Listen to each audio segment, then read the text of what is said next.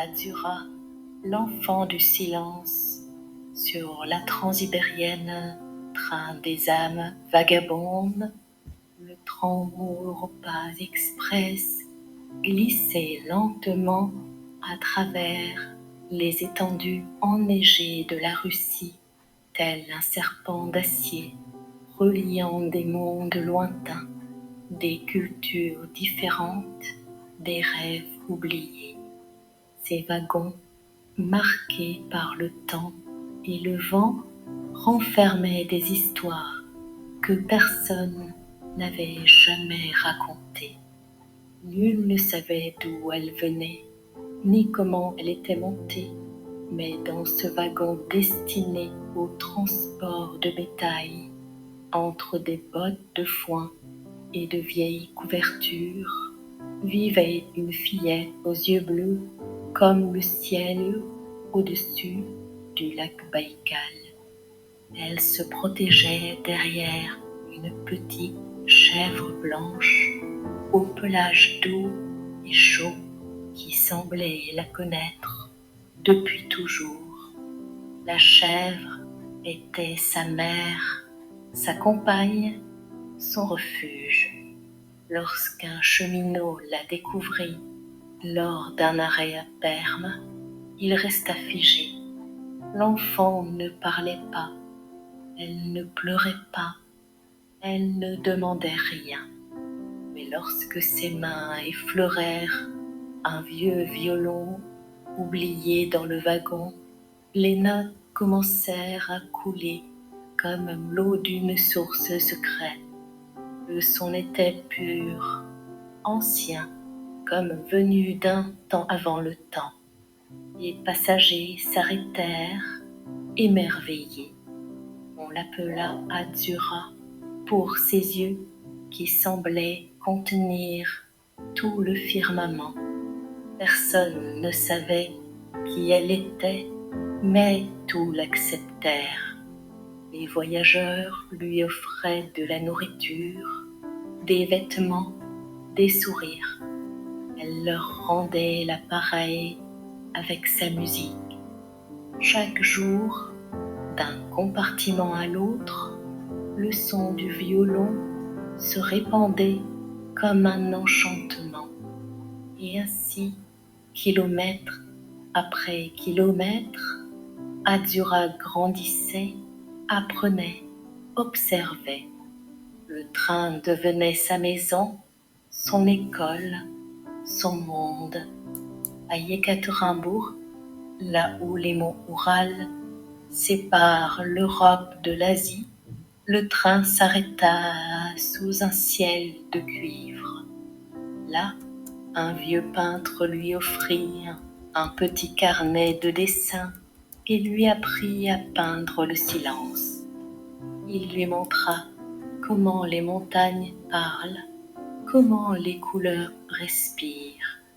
Azura écoutait, ne parlait pas, mais comprenait. Ses doigts dessinaient des visages, des rêves, des paysages venus d'un autre univers. À Novosibirsk, la ville du grand fleuve Ob, une famille mongole lui enseigna les mélodies de la steppe. Ils lui chantèrent des histoires de chevaux sauvages et de tambours qui parlent aux esprits. Ils lui offrirent un petit tambour et Azura le jouait comme si elle l'avait toujours connu. Les mots entraient dans son cœur comme des notes et les notes comme des caresses. À Krasnoïarsk, le train s'arrêta sous un ciel violet où les bouleaux semblaient écouter. Une vieille violoniste la vit jouer et pleura. Elle lui dit que le silence fait partie de la musique, que chaque posait un souffle. Azura ne répondit pas, mais son regard était déjà une symphonie. Les deux femmes jouèrent ensemble et tout le train s'arrêta pour écouter. À Irkoutsk, près du lac Baïkal, les phoques semblaient danser au son de son violon. Un poète lui offrit un livre et il le feuilletait comme on effleure à la peau d'un rêve. Les mots ne lui appartenaient pas encore, mais les images, oui. Les eaux du Baïkal lui parlaient en silence et elle leur répondait par la musique. À Oulan-Oudé, elle apprit à méditer. Les moines lui enseignèrent que la musique peut être une prière. Ils lui montrèrent comment respirer le monde, comment écouter le vide. Azura jouait les yeux fermés et le train semblait flotter au-dessus des nuages. Les passagers se taisaient et dans le silence, on entendait le battement du cœur du monde. À Khabarovsk, un enfant coréen lui offrit une flûte. Il lui apprit sa langue et elle l'apprit en quelques jours. Les passagers se demandaient comment c'était possible. Mais Azura n'était pas comme les autres. Elle avait grandi parmi les chèvres, dans le silence, et le silence lui avait appris à ressentir. Les langues entraient dans son esprit comme des mélodies. Elle les transformait en musique. Enfin, Vladivostok, la fin de la ligne, la mer devant, le train derrière.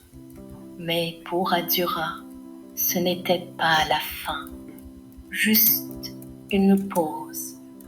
Le vent du Pacifique lui caressait le visage et elle jouait pour les vagues. Les marins s'arrêtaient, les enfants dansaient et la petite chèvre restait à ses côtés comme toujours. À Moscou, un musicien l'entendit jouer et la chercha. Il la trouva, il l'accueillit, il lui enseigna la théorie, l'harmonie, l'histoire. Sa famille l'embrassa comme une fille. Et Azura, enfin, parla.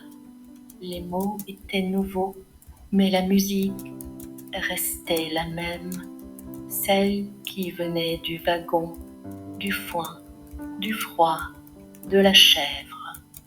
Elle devint une violoniste célèbre.